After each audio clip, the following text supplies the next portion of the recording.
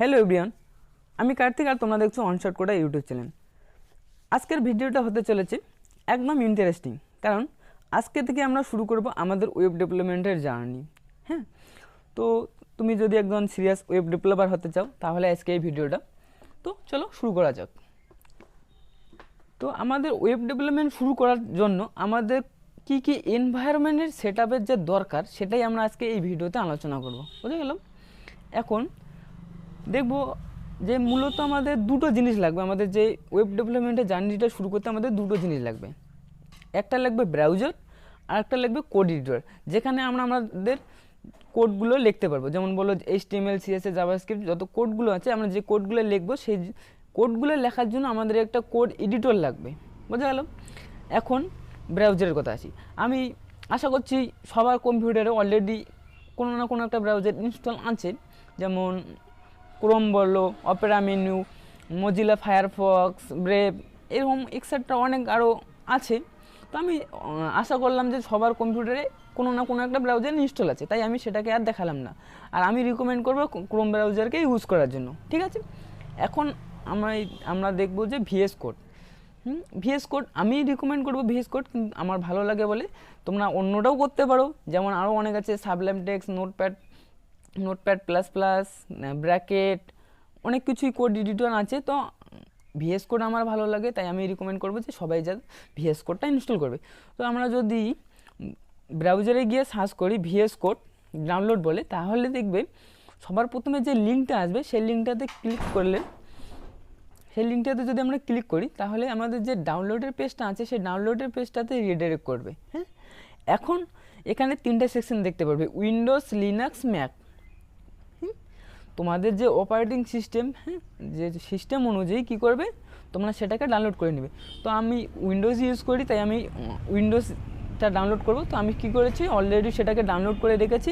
আমি তোমাদের সেটাকে প্রসেস বাই প্রসেস দেখাবো যে কীভাবে আমরা ইনস্টল করতে হয়, ঠিক আছে। তো আমার অলরেডি ডাউনলোড করা আছে, আমি কী করবো, এটাকে ওপেন করে নেব, মানে ডাবল ক্লিক করব।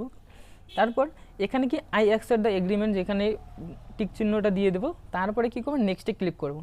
নেক্সটে ক্লিক করার পর তোমরা যদি তোমাদের ডেস্কটপের মধ্যে VS কোডের যে আইকন আছে সেটাকে যদি ক্রিয়েট করতে চাও, আইকন ক্রিয়েট করতে চাও, তার জন্য কী করবে, এখানে টিক মার্ক দেবে। তো আমি করবো না, আমি কী করবো, নেক্সট করে দেবো। নেক্সট করার পর যে ইনস্টল আছে সেই ইনস্টলে ক্লিক করব। তারপর আমাদের ইনস্টলটা শুরু হয়ে যাবে। তো এখানে কিছুক্ষণ টাইম লাগবে।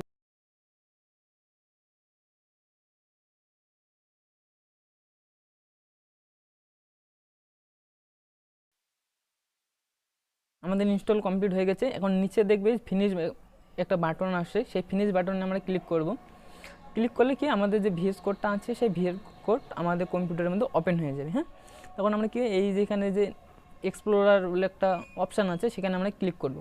ক্লিক করার পর এই যে ওপেন ফোল্ডার একটা অপশান আছে, সেই ওপেন ফোল্ডার অপশানটাতে আমরা ক্লিক করব।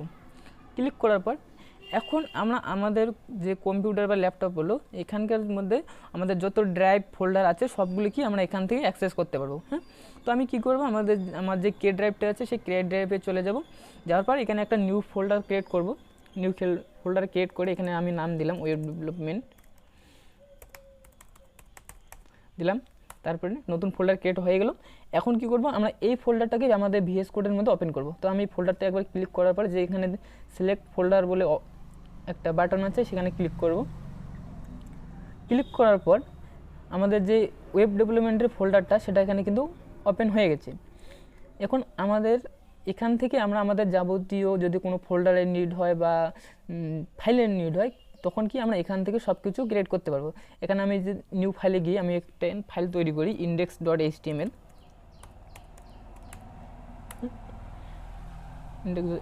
আমার যদি কোনো ফোল্ডারের দরকার পড়ে তাহলে কি করব, এই যে এখানে ফোল্ডার যে আইকনটা আছে ফাইলের জন্য সেখানে ক্লিক করব। সেখানে ক্লিক করব, এখানে আমি ফোল্ডারের নাম দিলাম CSS, তার জন্য আমাদের হয়ে গেল।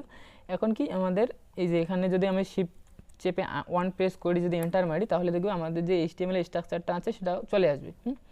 এখন আমাদের কতগুলো এক্সটেনশন দরকার যে আমাদের কাজটাকে আরও সহজ করে তোলার জন্য। হ্যাঁ, তো আমরা কী করব, কতগুলো এক্সটেনশন ইনস্টল করে নেব। তার প্রথমে আমরা কী করব, এই যে ফাইল যে সবার উপরে দেখবে কোনার দিকে ফাইল বলে একটা অপশান আছে, এখানে ক্লিক করব। এখানে ক্লিক করার পর এই যে অটো সেভ বলে একটা অপশান আছে, এটাকে ক্লিক করে মানে অটো সেভটা এটাকে চালু করে রাখবে। কারণ এটা করার কারণ হচ্ছে যখন তুমি কোড করতেছো, হঠাৎ যদি তোমার কম্পিউটার শাটডাউন হয়ে যায় বা ল্যাপটপ শাটডাউন হয়ে যায়, তাহলে তুমি যদি তোমাদের কোডটা যদি সেভ না করো, তাহলে কী হবে, সেই কোডটা লস হয়ে যাবে। হ্যাঁ, তাহলে তুমি যদি একটা কোড করছো যে অনেকক্ষণ ধরে কোড করে যাচ্ছ কন্টিনিউ, তারপর যদি সেই কোডটা তোমার ল্যাপটপ থেকে যদি চলে যায়, তাহলে কীরকমটা লাগবে না? তার জন্য কি করবে, অটো সেভ করবে। যখনই কি এটা অটোমেটিক তুমি কোড লেখার সাথে সাথে এটা কী হবে, অটোমেটিক সেভ হতেই যাবে। ঠিক আছে, তার জন্য এটাকে এই যে অটো সেভ ফাইলে গিয়ে অটো সেভ বলে এটাকে ক্লিক করে অন করে রাখবে। ঠিক আছে, লেফট সাইডে দেখবে একটা বার আছে, তার মধ্যে দেখবে এক্সটেনশন বলে একটা অপশান আছে। তো এখানে যদি তোমরা সব আইকনের মধ্যে হভার করো, দেখবে যে এক্সটেনশন লেখা থাকবে, বা যদি কিবোর্ড থেকে কন্ট্রোল শিফট এক্স প্রেস করো তাহলে চলে আসবে। তো আমরা এখানে এক্সটেনশনে ক্লিক করব। এক্সটেনশনে ক্লিক করার পর আমাদের কতগুলো এক্সটেনশন লাগবে। তো সবার প্রথমে আমাদের লাগবে লাইভ সার্ভার। তো আমি কী করবো, লাইভ সার্ভার এখানে সার্চ করব।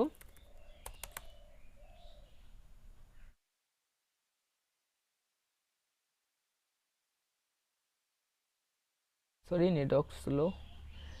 লাইভ সার্ভার, এই যেখানে দেখো সবার প্রথমে যে লাইভ সার্ভার চলে আসছে, সেই লাইভ সার্ভারটাকে আমি এখানে কী করবো, এখানে আমার অলরেডি ইনস্টল আছে, তাই আমার এখানে ডিসেবল দেখাচ্ছে বা আনইনস্টল দেখাচ্ছে। তোমাদের ইনস্টল থাকবে না, কী করবে, তোমরা শুধু ইনস্টল করে নেবে, শুধু ইনস্টল বাটনে ক্লিক করবে, আর কিছু করতে হবে না। ঠিক আছে, এখন লাইভ সার্ভার হয়ে গেল। এখন আমাদের লাগবে auto close tab. Auto close tab,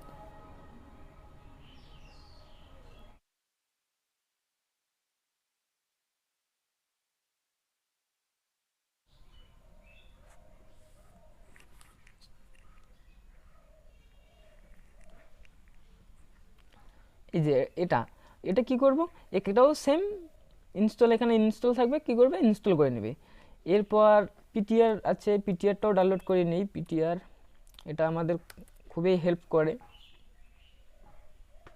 এটা এটা কী করবে, আমরা যখন আমাদের কোড লিখবো, যদি আমাদের কোডের লাইনগুলো এলোমেলো হয়ে যায়, কী করবো, আমাদের সেই কোডটাকে ফরম্যাট করে দেয়, বা আবার ভালো করে সুন্দর করে সাজিয়ে দেয়। ঠিক আছে, এরপর যদি আমাদের আইকনের দরকার, আমাদের যে ফোল্ডার স্ট্রাকচার বলে, এইচটিএমএল আইকন, সিএসএস আইকন, যা আইকন আছে সেইগুলোর জন্য কী করবো, ম্যাটেরিয়াল আইকন থিম এটাকে ডাউনলোড করবো। আমাদের যেগুলো কোড করব, কোডের মধ্যে যে ফাইল হলো, সেই ফাইলের কি একটা আইকন হয়ে যাবে। যেমন যদি আমরা এইচটিএমএল ফাইল লিখি, এখানে দেখো এইচটিএমএল ফাইলের জন্য কি আমাদের এইচটিএমএল কিন্তু লোগোটা চলে আসে। ঠিক আছে, সেরকম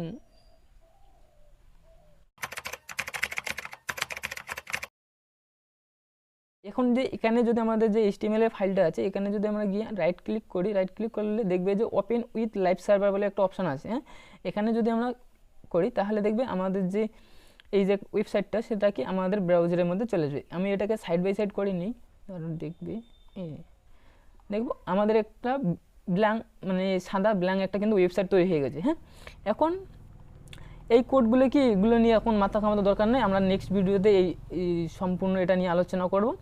তো শুধু আজকে দেখো যে আমাদের লাইভ সার্ভার যে এক্সটেনশনটা ডাউনলোড করুন, সেটা কিসের জন্য ডাউনলোড করুন, আমরা কি আমাদের কি হেল্প করবে। ঠিক আছে, আমি এখানে একটা এইচ1 ট্যাগ নিয়ে লিখবো যে অনশর্ট coder.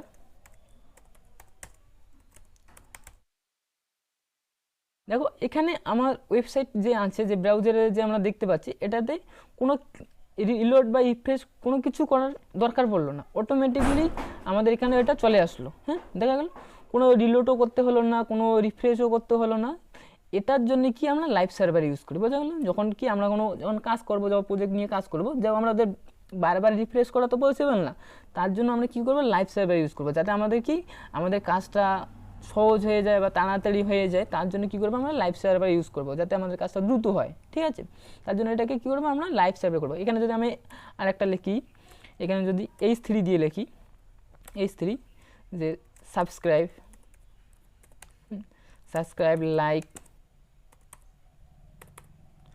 Like comments and share. ঠিক আছে, তাহলে দেখবে এই যেখানে দেখো অটোমেটিকলি চলে আসলো, না কোনো রিলোড করলাম, না কোনো রিপ্লেস করলাম, অটোমেটিকলি আমাদেরকে ব্রাউজারে শো করছে। তো লাইভ সার্ভারে এটাই সুবিধা যে আমাদের কোনো রিলোড করতে হচ্ছে না, কোনো রিফ্রেশ করতে হচ্ছে না, তো অটোমেটিকলি আমাদের ব্রাউজারে শো করছে। তো বন্ধুরা, আজকে এই ভিডিওটা আমাদের এখানেই। যদি ভিডিওটা তোমাদের উপকারে লাগে, বা আর তুমি যদি একজন সিরিয়াস ওয়েব ডেভেলপার হতে চাও তাহলে কি আমাদের সাথে কন্টিনিউ আমাদের চ্যানেলটাকে সাবস্ক্রাইব করে আমাদের পাশে থাকো। আমাদের নেক্সট ভিডিও HTML এর উপর কন্টিনিউ আমাদের ওয়েব ডেভেলপমেন্ট সিরিজ চলতেই থাকবে। হ্যাঁ, আর দেখা হচ্ছে পরে কোন নেক্সট ভিডিওতে।